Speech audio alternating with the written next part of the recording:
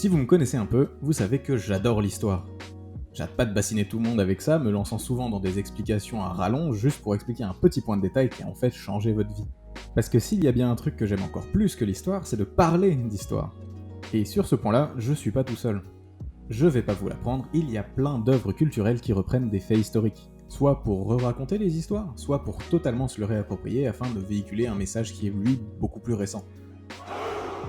Et bien évidemment, dans ces œuvres culturelles, il y a le jeu vidéo.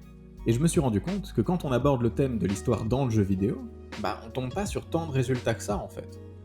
On tombe beaucoup sur l'histoire du jeu vidéo, mais pas l'histoire dans le jeu vidéo. Alors, faisons quelques recherches.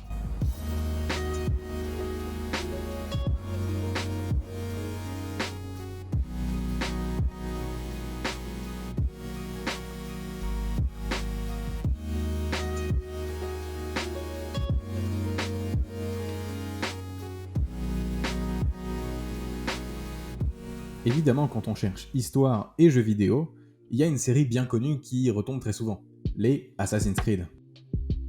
Une série de jeux créée et éditée par Ubisoft, qui est bien connue pour ses reconstructions historiques, bien que les reconstructions en question soient très touristiques, entre gros guillemets. Et c'est pas un reproche. Les créateurs ne l'ont jamais caché, ils prennent énormément de liberté. Comme par exemple changer la position d'un personnage à un instant T, pour que le joueur puisse le rencontrer, parce que c'est cool. Et ils ont raison, c'est cool. Mais on se retrouve en fait dans un monde qui ressemble beaucoup au nôtre, mais où toutes les personnes importantes qui aient jamais existé font en fait partie d'une société secrète millénaire. Parce qu'il faut bien raconter une histoire. Ou encore il y a tout ce délire avec les dieux là, auxquels j'ai jamais vraiment accroché personnellement. Donc évidemment que tout ce qui est raconté dans Assassin's Creed n'est pas historique. Mais si on met un peu tout ça de côté, c'est quand même dingue ce qu'ils ont réussi à faire. Tout passionné que je suis de la période de la Révolution française, j'ai été bluffé par la reconstitution de Paris dans Assassin's Creed V.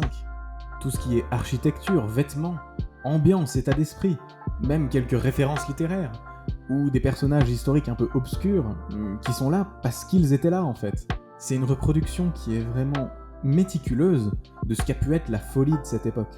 Et Assassin's Creed V, c'est loin d'être le seul.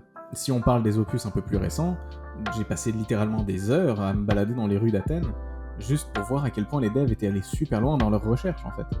Il y a même un Discovery Tour qui a été incorporé dans les derniers opus, qui se cache même plus d'être un musée interactif. Et je veux plus d'initiatives comme ça dans le jeu vidéo.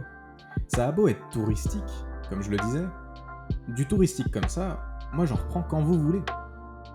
Mais, parce qu'il y a toujours un mais, on reste très spectateur de tout ça. Une époque se déroule sous nos yeux, on la voit, on essaye vaguement de se représenter ce qu'elle était, mais au final, on reste hors de tout ça.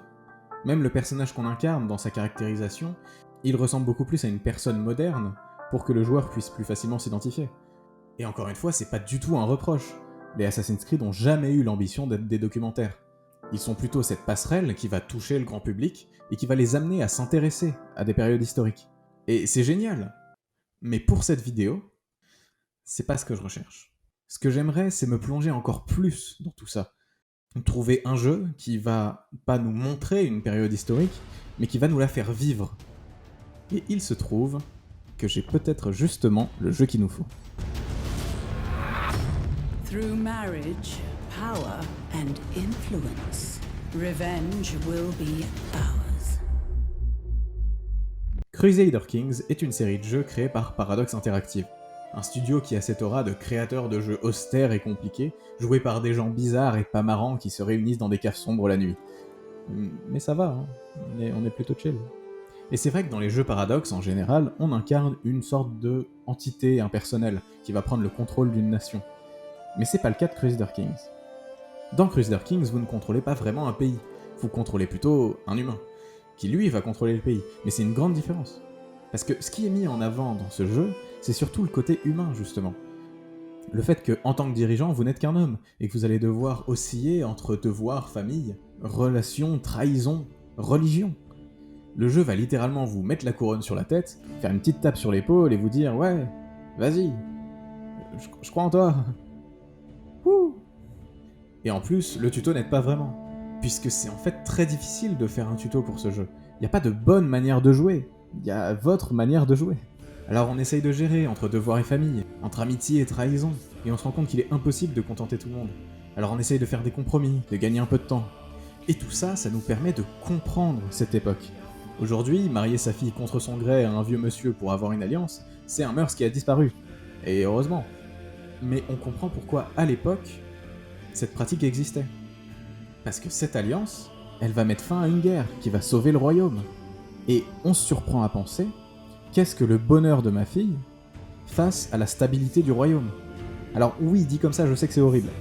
Mais c'est vraiment des choses que des dirigeants à l'époque ont pensé. Et c'est pas un choix arbitraire qu'on nous a mis devant la tronche, avec deux personnages qui froncent les sourcils et un petit texte qui nous dit que l'un des deux va s'en souvenir. Non, là c'est un choix qui découle de la réflexion du joueur. Le jeu n'impose absolument pas de faire un choix à ce moment-là.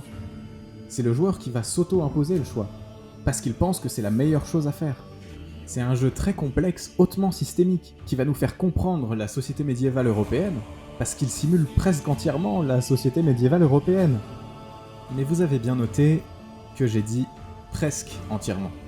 Le truc avec les jeux, films, livres qui parlent d'histoire, c'est qu'ils tournent toujours autour de la même thématique, la guerre. Dans Assassin's Creed, il y a toujours un conflit qui plane au-dessus des personnages. Dans Crusader Kings, on passe bien 80% du temps à se chamailler avec ses voisins juste pour un bout de terre. Même en essayant, là, j'arrive pas à penser à une seule œuvre culturelle qui parle d'histoire sans mentionner la guerre. Mais c'est pas vraiment de la faute de ces jeux en fait. Quand on a cette passion de l'histoire que je partage, on a cette frénésie d'apprendre. On passe des nuits à regarder des documentaires, regarder des vidéos, lire des articles. Et on tombe vite face à un mur.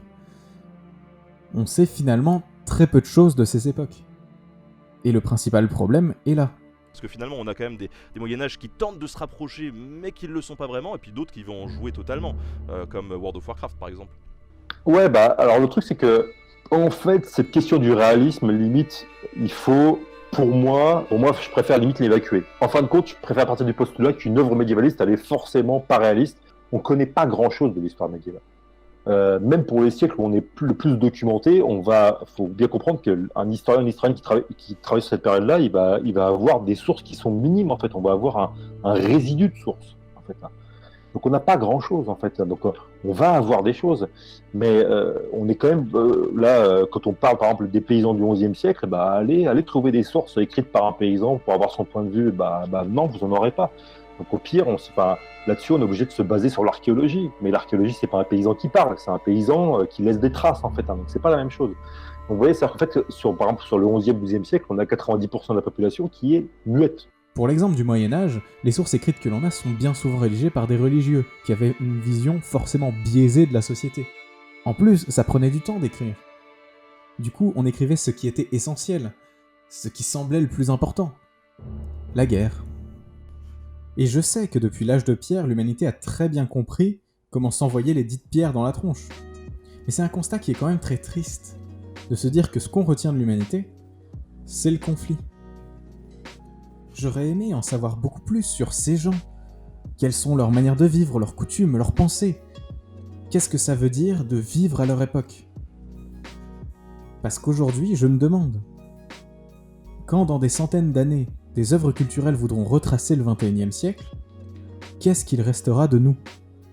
Est-ce qu'il sera seulement possible de retracer notre quotidien, nos enjeux, nos vies, nos craintes? Est-ce que nous aussi on va passer par ce prisme de la guerre? Ou est-ce qu'ils vont réussir à comprendre qu'est-ce que c'est d'être humain à notre époque?